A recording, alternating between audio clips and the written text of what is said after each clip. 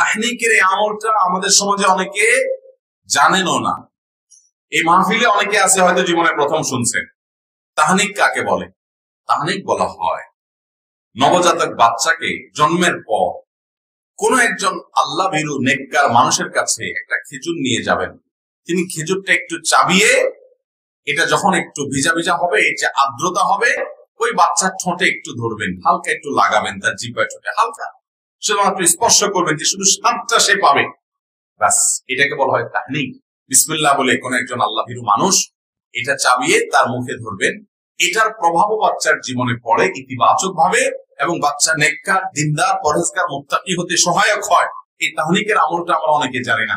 আপনি ওইরকম আল্লাহ ভীরু নেককার কাউকে পাচ্ছেন না, আপনার মসজিদের ইমাম সাহেবকেও পাচ্ছেন না, তো আপনি নিজে শুরু করে দেন, কোনো অসুবিধা নেই। বিসমিল্লাহ বলে খেজুর চাবিয়ে আপনি বাচ্চার মুখে তাহনিক করান। আর যদি কোনো আলেমের কাছে নিয়ে যেতে পারেন বা কোনো আলেমকে দাওয়াত দিয়ে আনতে পারেন, তার মাধ্যমে আপনি তাহনিক করতে পারেন, সেটাও হতে পারে।